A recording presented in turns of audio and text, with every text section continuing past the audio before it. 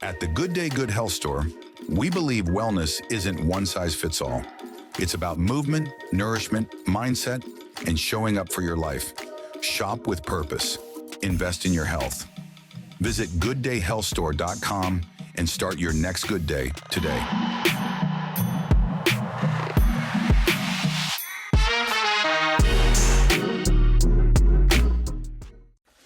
Hey, welcome back to the Robcast podcast. I'm Dr. Robert Benson. This is where conversations are grounded in truth. Today, I'm going to talk to you about something that we all is near and dear to us. Some of the things that actually kind of rank up there with our biggest concerns and fears in life. One of them is our financial stability. It almost ranks up there with death and, fear of speaking and all that other kind of stuff. The other thing I want to talk about is somewhat a vain topic, but it's something that's a major concern to people as well, and that's what they look like and how they come off. So to help facilitate a conversation with this, I'm going to bring in a couple of very good friends of mine. Three people who are very, very good at their crafts and are brains and brawn, as it were, at the very, very best. First, let's say hello to Miss Joann Norwood. Hello, Joann. How are you? Hi, I'm good. How are you doing? All right, good to join us tonight. Thank you so much.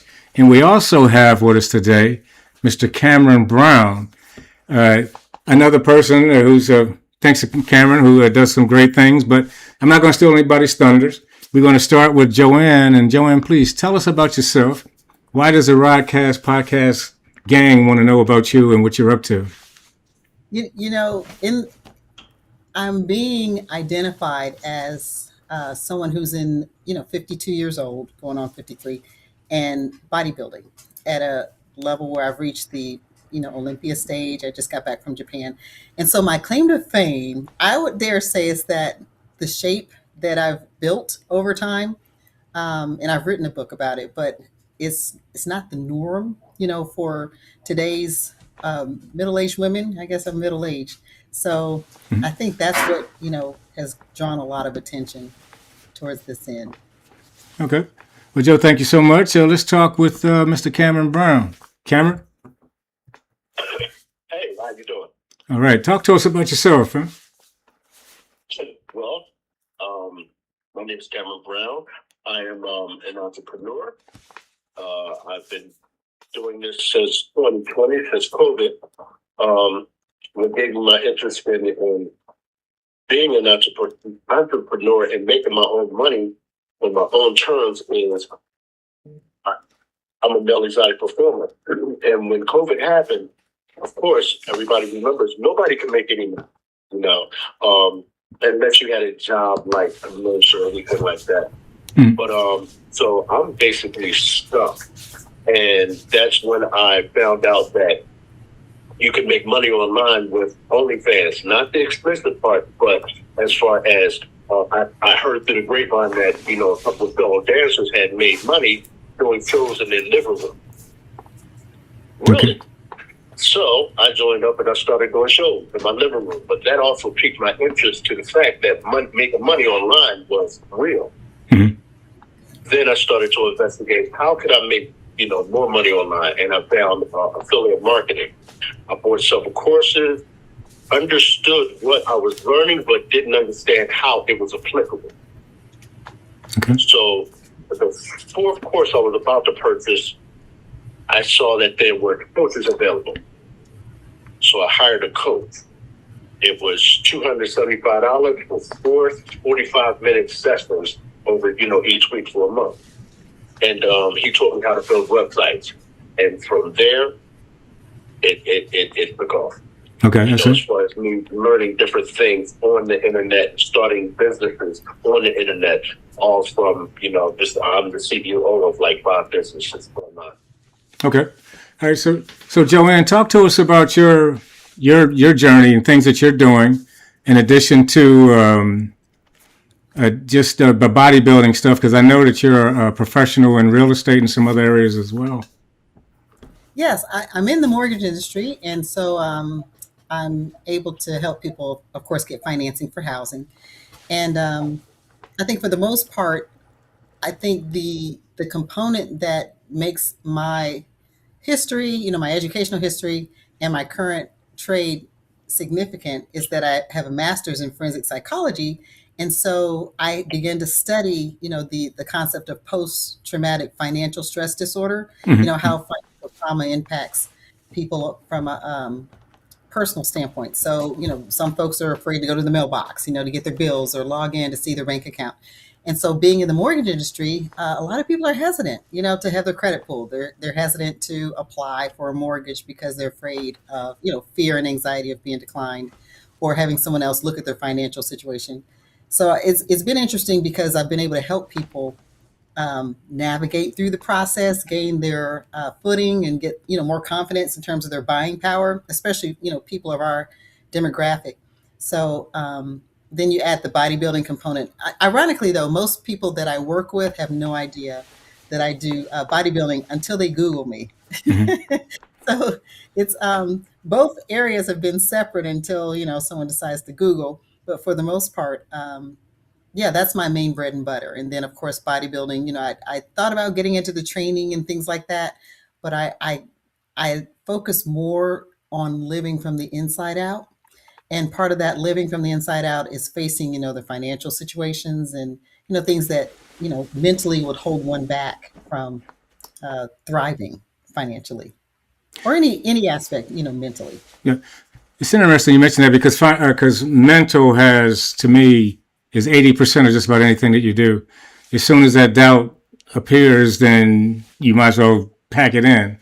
Actually, it went with you to Japan and witnessed one of your shows. I thought it was a great thing, but the competition at that level is just simply amazing. Now, this bodybuilding thing is very interesting from your standpoint.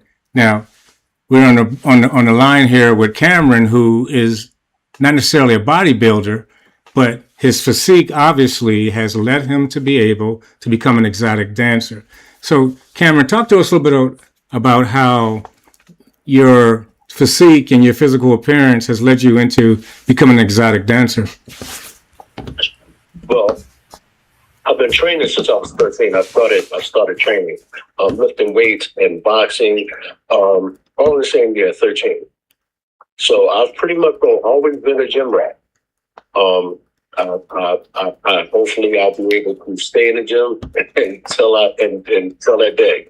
But it's something that I've just always enjoyed. I've always enjoyed lifting weight, physically going to the gym, the sound of the gym, the smell, everything. It's just always something that is my choice. I have a question about that because you mentioned COVID having an impact on your profession, and JoJo, you too. And actually, when the COVID was going on, believe it or not, one of the jobs that I had was I was a contact tracer. And what we did in that capacity was once a person was screened, we reached out to them and found out who they were in touch with, got information, all those kind of things. So how were both of you able to maintain your appearance, your physique, your conditioning within those limitations? Because frankly, a lot of facilities were just simply closed. How were you both able to navigate that? Talk to us, Cameron, first. You can tell us a little bit about your journey there. Well, what happened with me is because I like going to the gym so much, I really didn't have any workout equipment at home. And the reason being is because I was able for years to separate the gym from home. I felt that if I had weights at home, you can't get in the same workout. The phone ringing, television, so I'd rather go to the gym. When COVID happened, that was impossible. So I started ordering stuff offline. By the time COVID was over, accidentally, I had an entire gym in my garage. Okay. It just happened. So now, whenever I can't make it to the gym for whatever reason, because life happens, I can just go in my garage and train. And I have every single thing for every single body part. I have 90-pound dumbbells. I have adjustable dumbbells. I have 300 pounds worth of Olympic weight, 150 pounds of standard weight. a cable system, pull-up bar. I fight, so I got a heavy bag, speed bag, double end bag, everything you need. Well, so it sounds like you're saying that there's a social element with being a gym rat. You like to work out, so there's interaction not only with the equipment. You're talking about you deal with people as well. Yeah, no. Okay. Even though I do like going to the gym as much as I do, I don't really conversate with people because it messes up my workout. I put my headphones in as soon as I walk in that door, it's on. Okay, so I have very little conversation with people in the gym because you're distracting me from my workout. I take my workout serious. okay. All right, Joann, talk to us about that and kind of expound on the social element and perhaps even the needing to be seen element, if you will, if that exists, because it seems kind of counterintuitive to what Cameron said. He likes to be in the gym, but he doesn't like to talk to people while he's in the gym. Where is the slinky effect in there with that, JoJo? Yeah, there is a correlation. So it depends on who's going to the gym for what. So speaking as a female, a lot of females go to the gym to be seen and to possibly, pick up, people. And so, of course, gentlemen do that as well. And so then you have the people that are going there to get results. And so to Cameron's point, you put on your headphones and such, but still people come up to you and say, oh, you must really lift, huh? And they just want to talk. And, before you know it, 30 minutes have passed and your pump is gone. But to his point, there's a certain energy. Yeah. There's an energy that, if everyone's doing what they're supposed to do and they're getting it in and they're at the height of their workout and such, that energy kind of rubs off. It's almost like if you see someone that says, for me, if I see another female that seems to be 50-ish and she's going hard, that's an encouragement just seeing her do that. And so, again, to his point, I have 2 gym memberships and a lot of times gyms will just say, hey, I'll waive the membership fee if you just come, and work out because it's encouraging to other people. Yeah. And so if I want to get things done, like I'm dialing in for a show, a couple weeks out, I cannot be disturbed. At the same time, though, I do understand people are encouraged, they're inspired, and they have questions. And so what I try and do is kind of say, hey, I'll answer, and then I got to get back to such and such. But, you multiply that by about 5 or 6 people. Again, time has Becomes passed. a distraction. Yeah. Okay. Yes. So you have to pick the time of day. Going at 4 a.m., you're not going to have so much interruptions. Okay. But if you go 6 p.m. on January 1st, then you're asking Right. for problems. The resolution workouters. Yeah. My gym is 24/7, so I go at night because there's very few people there. Okay, that makes a lot of sense. It's like a superset. Okay. Hey, well, you guys are bringing up some great points. We're going to take a quick break. When we come back, we're going to dive a lot deeper into this topic and some of the things that you guys have come to run into, what the results have been. Cameron's going to share a story with us that's medical and personal, and it will enlighten a lot of you. And Joann's going to share some information about a book she has. But this is Dr. Robert Benson with the Robcast podcast, where conversations are grounded in truth. These 2 people, when we come back, are going to share their truths with us. We'll be right back. Hey there. I just wanted to share a little bit about my book that I wrote by the name of Built. In that book, you're going to find some things about how to approach the bodybuilding fitness journey from a mentality standpoint, from a workout standpoint, how to approach your diet, how to approach getting on stage, overcoming the nervous jitters, as well as doing the proper reflection in the proper time frame, post-show, because your hormones are going to be all over the place. I talk about the politics in the industry, which really is not too much, the perspective of politics, as well as just having a longevity type mindset rather than a bucket list type get in, get out approach. So check it out. It's going to be a good read. It's not too long, and it's packed with a lot of just tidbits of hard-learned lessons that I've learned, trying to prevent, future bodybuilders from encountering the same hurdles that I did. I hope you enjoy.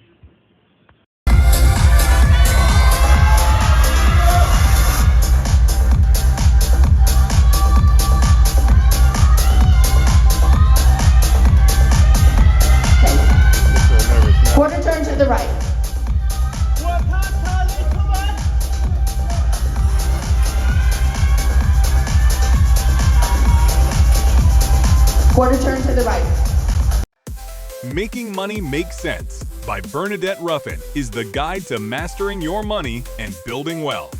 Learn the essentials, track your spending, manage your credit, secure your money, grow it while keeping it protected.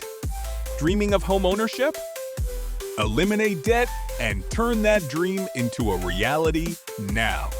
Get Making Money. Make sense to learn how to grow your credit and money. Visit BernadetteRuffin.com to get the audiobook. Go now!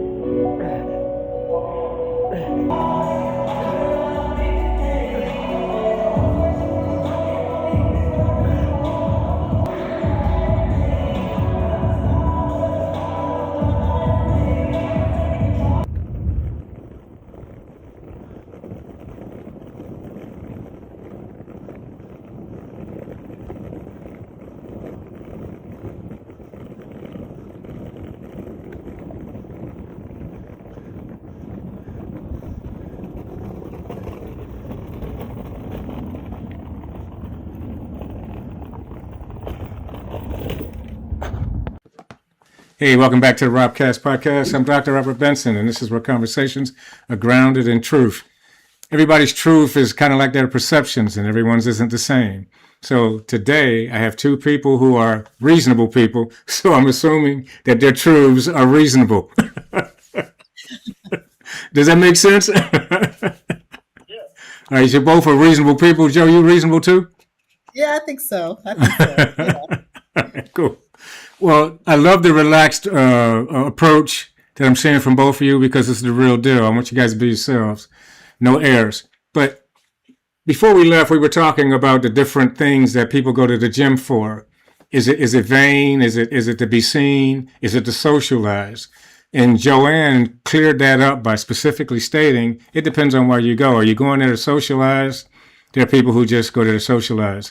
But Cameron cleared that up by saying when he goes to the gym, he goes at a certain time because he knows what he needs to do.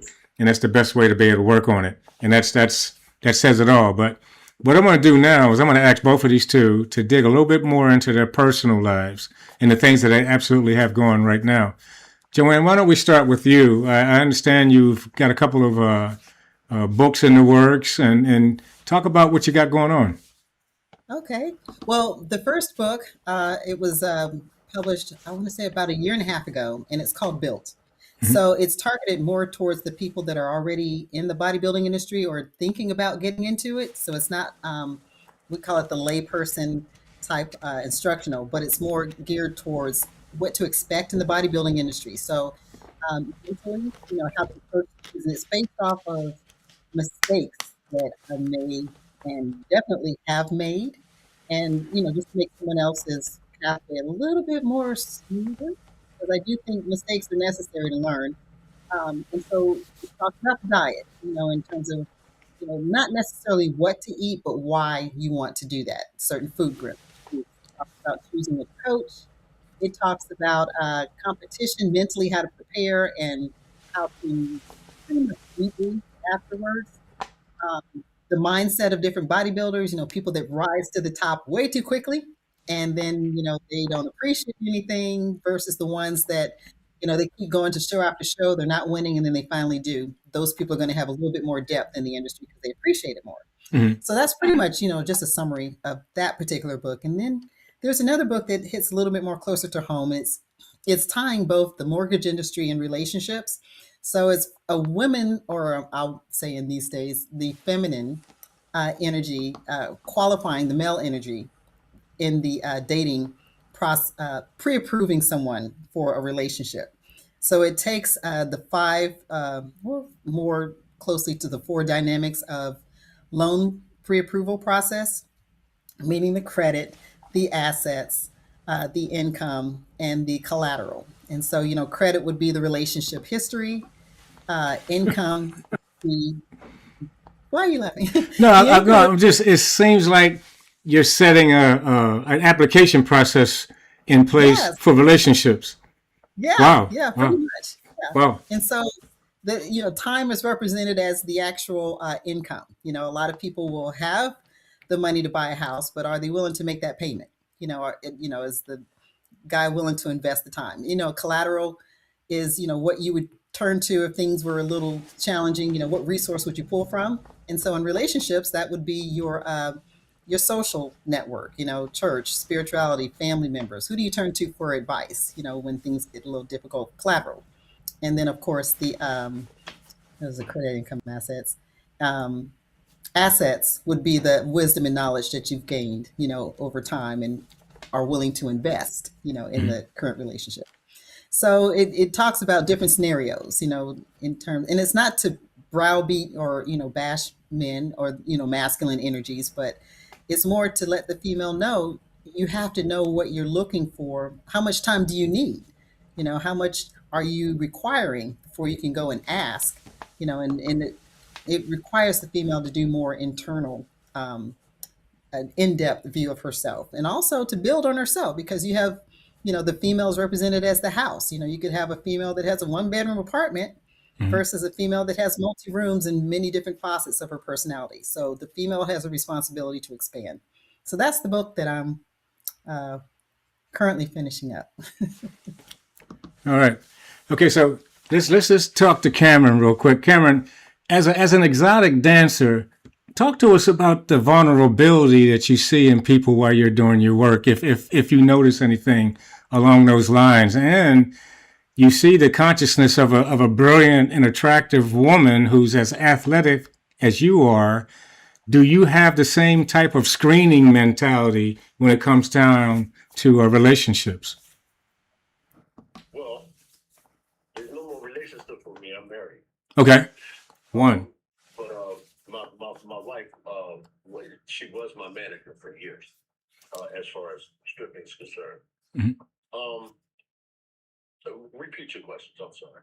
No, I'm wondering about the vulnerabilities that you see in people who you're performing in front of. It don't, Vulnerability? yeah, as an exotic dancer, because now let me ask you this, because you don't. I don't know if I'm necessarily looking for or paying attention to any vulnerabilities, Mhm. but when I'm performing, I'm just performing. I'm doing a job, Okay, and that is my job. I show up to perform. I put on myself and hopefully make a lot of money and leave. that's the While I'm goal. there, I'm not being analytical of anyone. I see. That's a good point. Yeah. And your perspective is obviously different because, as you indicated, you're married. You're not looking to engage in another relationship. Thanks for pointing that out. And if I had known that, I wouldn't have even asked that question. So forgive me if I put you on the spot in any way. But No, no, okay, cool. But I'm sure if you said the wrong answer, your wife would probably throw something at you from across the room. I know mine would. but But like I said, my wife is also she's been in the game before I was that. She was managing dancers mhm, before I even decided to dance. okay. Okay, so she's very familiar with the game on the other part of managing and putting together merchandise and getting shows together, and things like that. Where at that point, prior to me meeting her, I was just an entertainer and understood just that part of the business, getting on stage, dancing, getting my money and leaving. Mhm. She showed me a whole nother side to the business. It's interesting. So I'm trying to merge the fact that you two are bodybuilders. You're people who are very conscious of your appearance. You, Joann, you do it because you are a show person. But Cameron, so are you. But you're not really in competition. So No. how is it that what kind of a workout? I'm sorry. Go ahead. Say it. Although I did compete once. Oh, you did compete. Okay. So what was that experience like for you? This was my experience with bodybuilding. I had taught myself a bodybuilder for years until I actually competed, and then I realized I'm not a bodybuilder. I'm just a person who enjoys lifting weights. There's a big difference. I had to sacrifice so much, and once my first contest was over, I wasn't willing to compete anymore. I really do enjoy lifting weights. It's been a part of my life since I was 13 years old, and hopefully it'll be a part of my life for years and years to come. But competing is another level that I'm not willing to go through anymore. Let me see. It's interesting you guys mentioned that because, Joe, did you want to comment on that real quick? No, I think that's a very healthy viewpoint to be able to get to a point where you say that. I think there are a lot of people in the industry that should be honest with themselves and say the exact same thing. Yeah. And then it makes me appreciate what I do because you do recognize the hard work that goes into it. It's a lot of hard work. And then, the kids and the job, and it's a sacrifice. You have to wake up with your schedule in mind. So, but that's with anything, right? Yeah. But the thing that's interesting about this is that, Joann, your workouts in such a more event driven. You build up to a particular event, and then you have this anticlimax after it's over, and you talk about that in your book. But Cameron, you're more of a sustaining person. You try to maintain a level of performance or appearance because of what you do for a living. Well, when I grew up, I was an athlete, and we lifted weights because we thought it was part of our conditioning. Well, what the unfortunate thing was that we never really learned the true or the medical way to go about doing that. I'm in my 60s now, and I've had two friends who are my age actually die while lifting weights. And I'm not really sure what happened, but I do know that's what happened to them. They were killed when they were doing that. I understand that, Cameron, you can share something about lifting weights that you experienced that's along those lines. Talk to us. Ironically, I almost died lifting weights. And me having the knowledge that I have, I was just totally ignoring it. I had a heart attack 3 years ago while I was lifting in the gym, like 3 o'clock in the morning. I had pretty much finished my workout. I still had cash to do. And while, if you've been lifting for years, sometimes you'll experience, getting lightheaded or, just not feeling right within your workout. And you'll sit down for a few and wait for it to pass. Or it may tell you, all right, it's time to go home.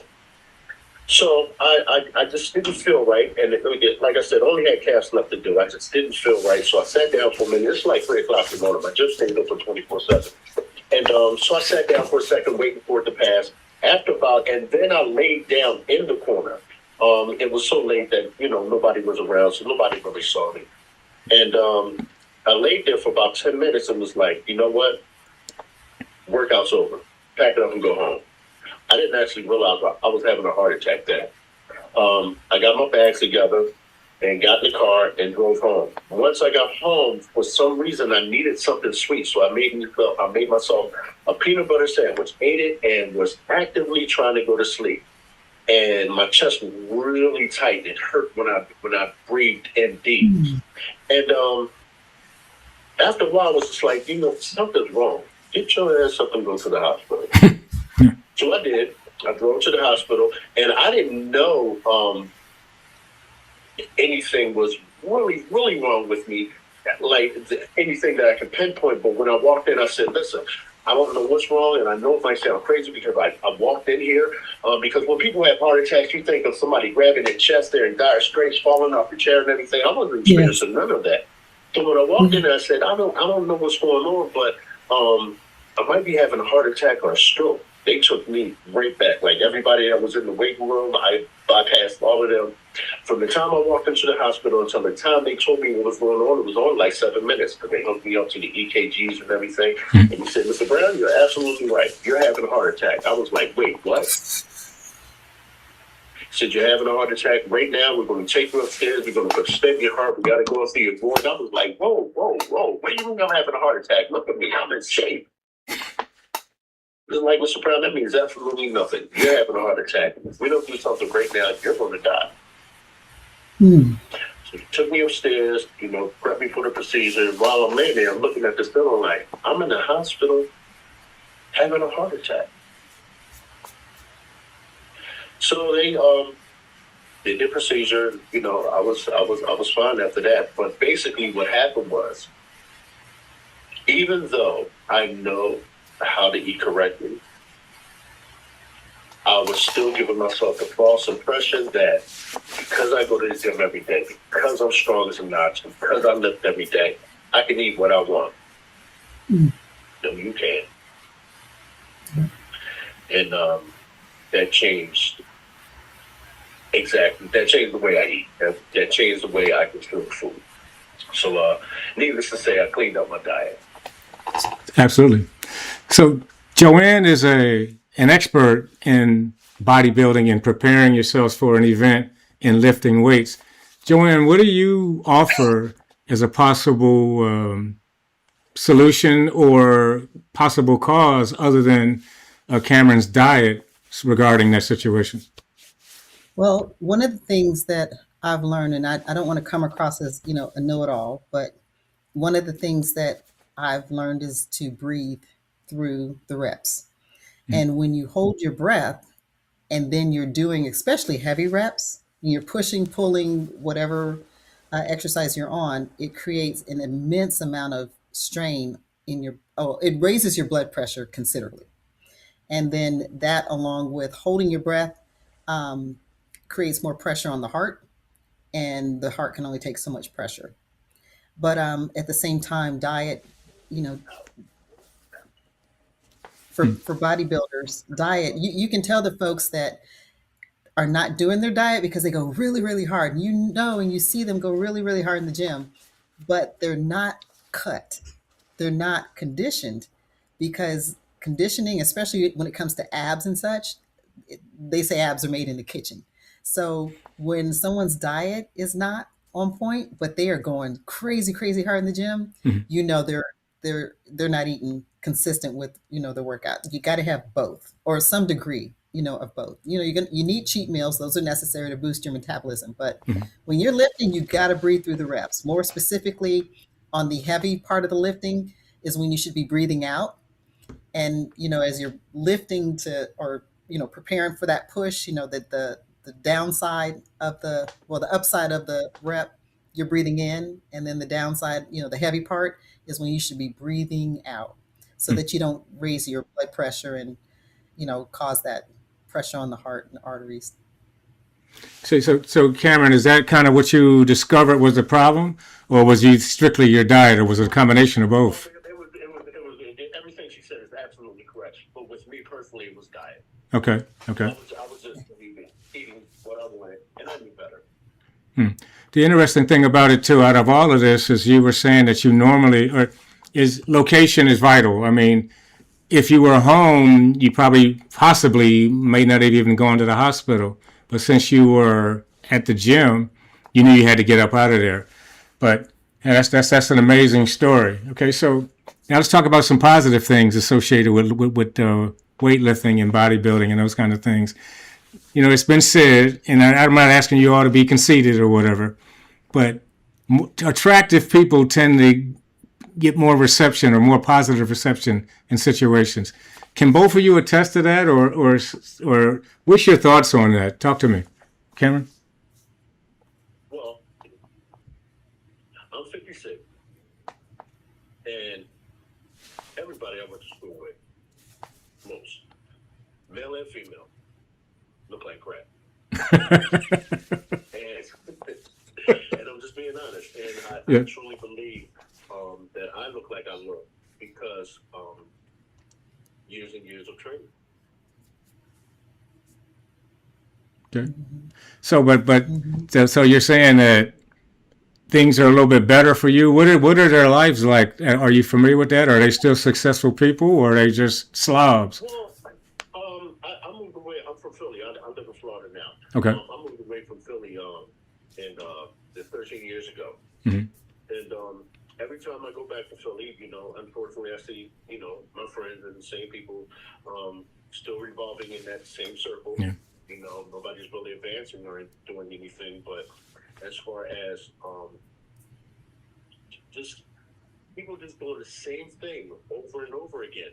And I think that me moving away from there and continuing to lift weights for so long, just gave me an edge. It's the fountain of youth. Mm-hmm. Interesting. Joe?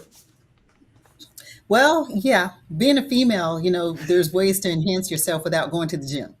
You can buy it, you can do. And so there are a lot of attractive women here in Atlanta, Chocolate City. There's a lot of attractive women, period. And then African-American women, that demographic goes way up. And so what I have found is that, yes, I do get a lot of attention when I walk in, and no one knows my age.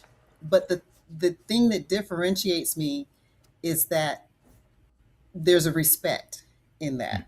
Mm-hmm. There's one thing to go and pay a lot of money to get your behind enhanced. And I'm not knocking that, because that would be on my list probably if I wasn't bodybuilding. I'm a build either way. Or the chest enhancements. But to know when you're working out and then you put on that dress and everybody sees the muscle, there's a level of respect because everybody knows that there was work that was put into it. Mm-hmm. No one knows how much you spent on your behind. And I know I'm going to get some backlash on that. But, nobody knows. It sets you apart. It sets you apart. And so the downside, though, is, I can't go in the barbershop. Yeah. There's limits where my sons, what'd you say? I didn't hear you. I agree 100%. Oh, yeah. Yeah, there's limits to, having sons. There's certain things I'm not allowed to do, Of course not. Yeah. Can't go in the barbershop, can't show up at the school, and things like that. So they kind of get a little slack, at the football games, because they're like, whoa, something's going on with that mom. And,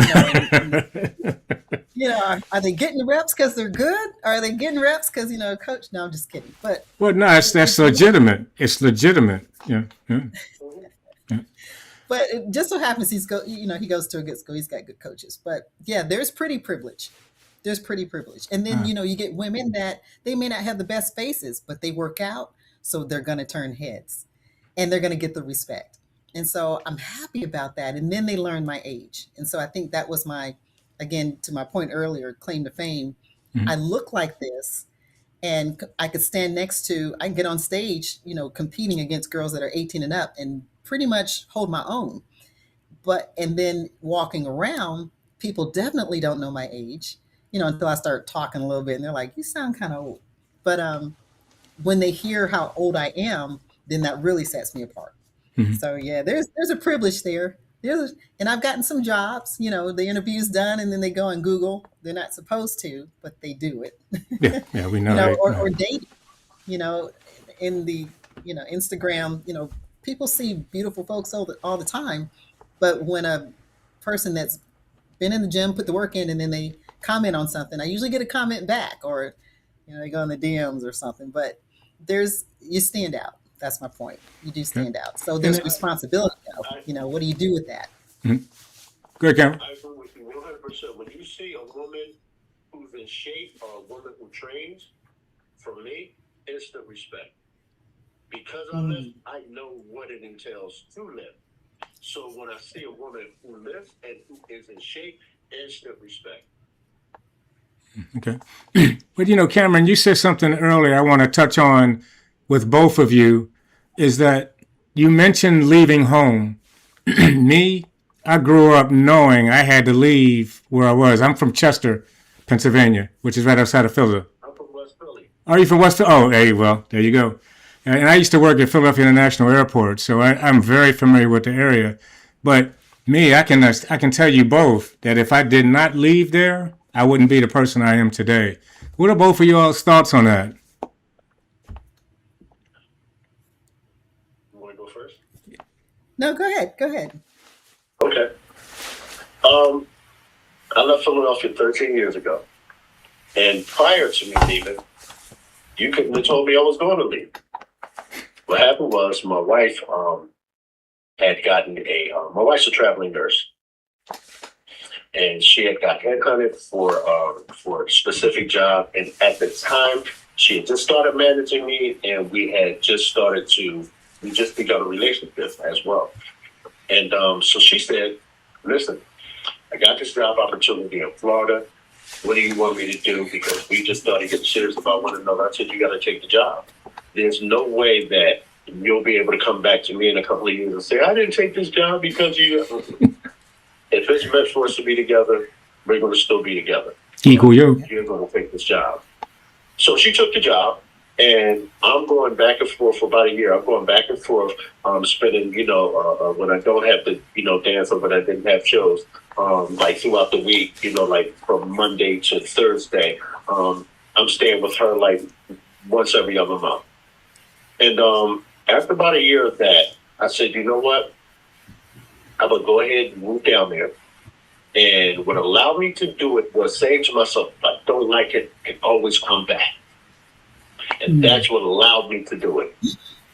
Well, I packed my stuff and got not a whole U-Haul truck, but like the pillbox that sits behind your car. I packed one of them because I gave a lot of my stuff away. I stole some stuff and just enough, to of my personal things to bring with me. So I basically got rid of a lot of stuff to make this move. Smartest thing I've ever done in my life. Plain and simple, smartest thing I've ever done in my life.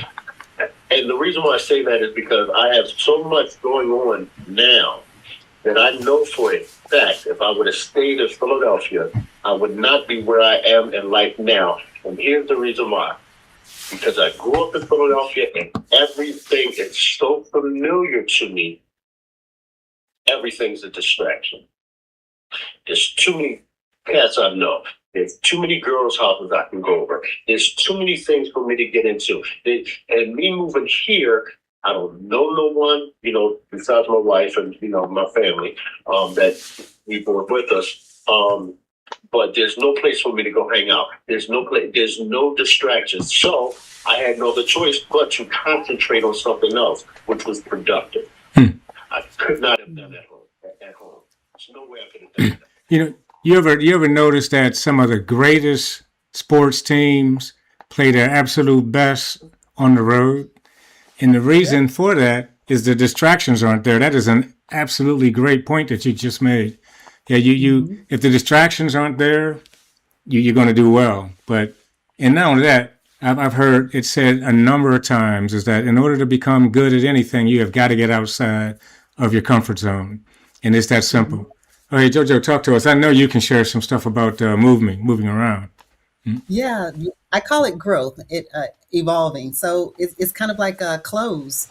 Some clothes you buy because you just weren't thinking, and you wear those clothes for quite a bit of time. And no matter, you just got to be sick and tired of being sick and tired.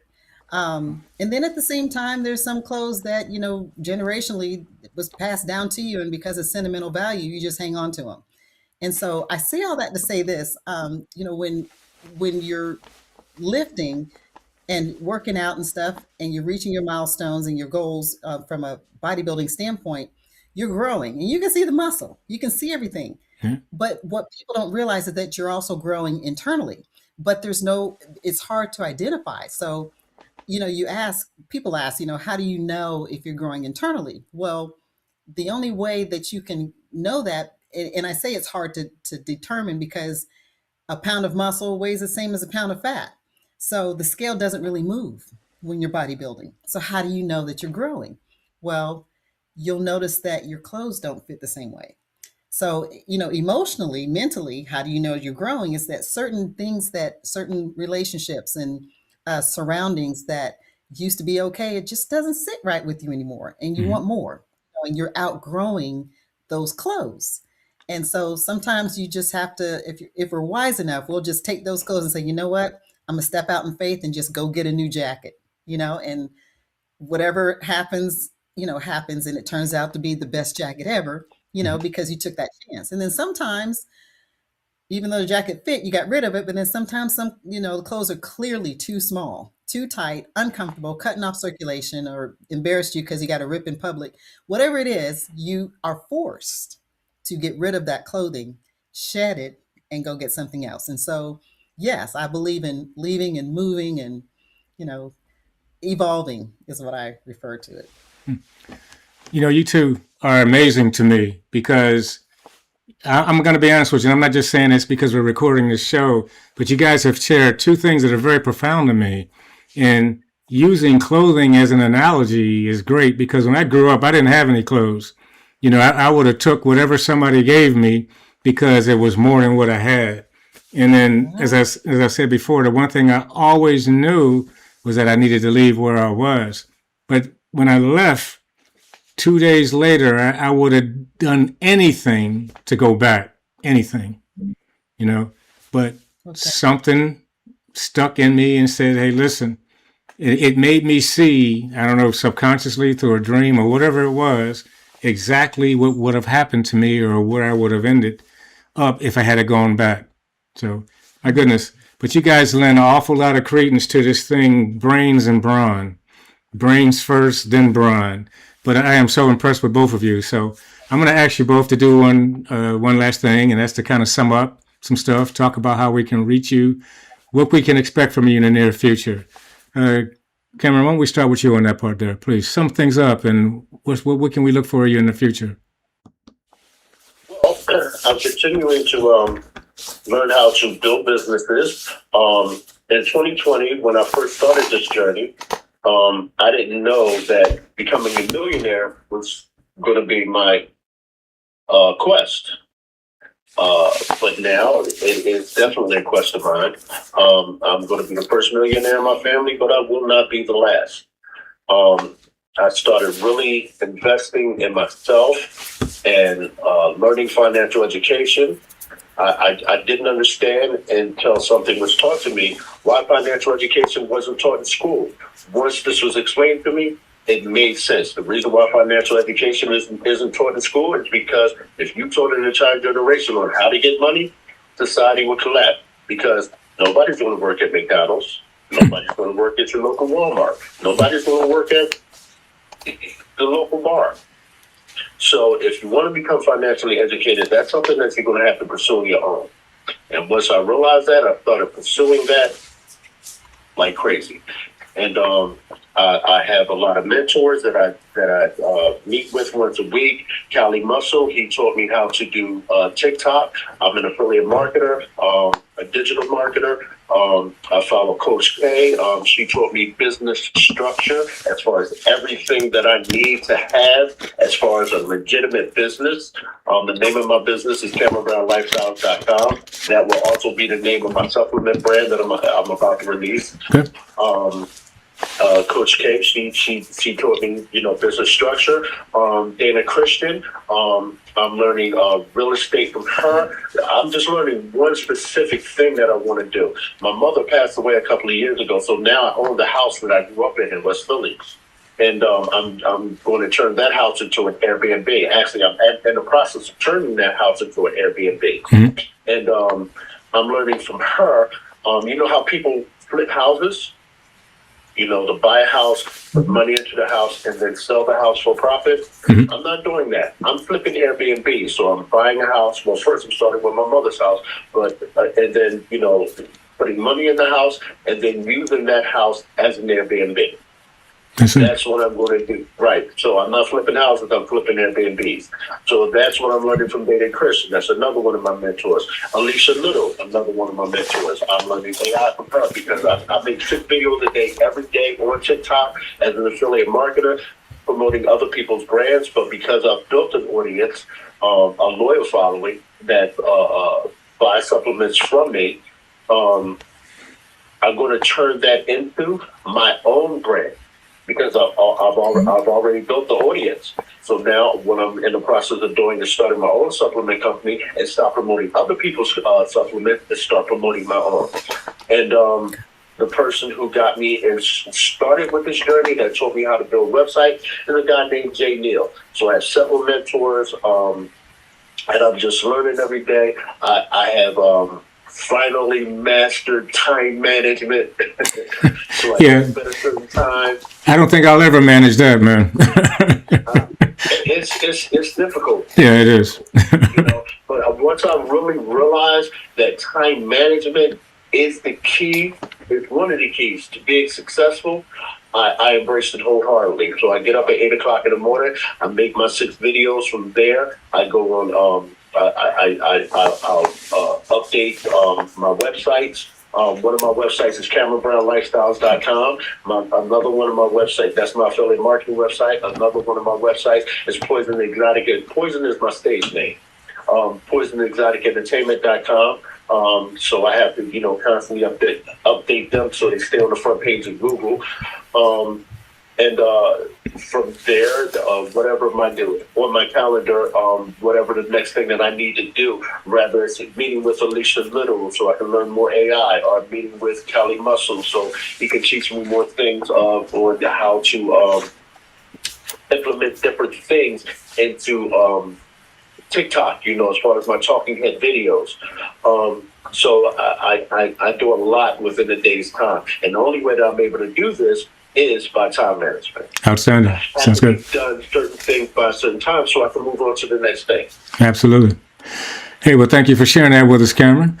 Okay, Miss Joann, talk to us. Yeah, for me, mine is a little bit of a slower pace. I'm working on slowing down, in the bodybuilding industry and everything that I've learned in life and bodybuilding, just to pour into the younger generation that's coming up. And so, as I was saying earlier, there's a responsibility. You get the attention. Now, what do you do with it? So just letting people know, especially the younger ladies my age, you can do it too. For the most part, finishing up the book and pouring into my kids and now grandchild. So mine is, slowing down and just appreciating, giving myself permission to be and, just be a calming presence, to whoever, I encounter, and just it's more of a thankful era, more of a quiet, more, giving back. And so I'm branching more into that. And then of course the resources always come as a byproduct. Yeah. And that's pretty much me. Well, you two are great. And I want to thank you so much for being on the Robcast podcast, where our conversations are grounded in truth. And thank you both so much for sharing your truths with me and with our audience.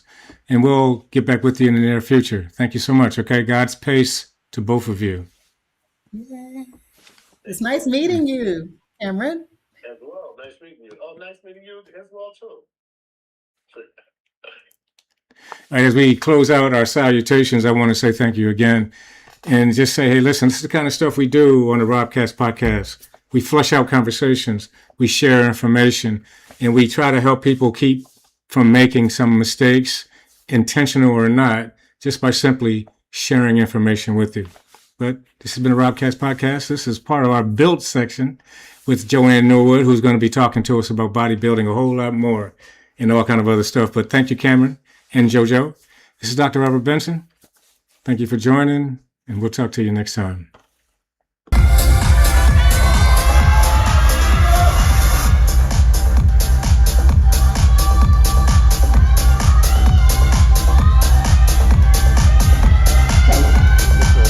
Quarter turn to the right.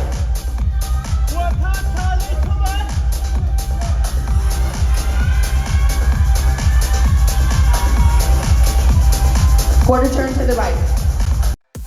Making Money Make Sense by Bernadette Ruffin is the guide to mastering your money and building wealth. Learn the essentials, track your spending, manage your credit, secure your money, grow it while keeping it protected. Dreaming of home ownership? Eliminate debt and turn that dream into a reality now. Get Making Money. Make sense to learn how to grow your credit and money. Visit BernadetteRuffin.com to get the audiobook. Go now! At the Good Day Good Health Store, we believe wellness isn't one size fits all. It's about movement, nourishment, mindset, and showing up for your life. Shop with purpose. Invest in your health. Visit GoodDayHealthStore.com and start your next good day today.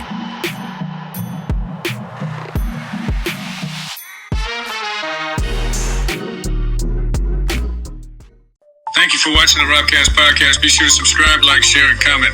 Don't forget to turn on notifications for all new weekly episodes.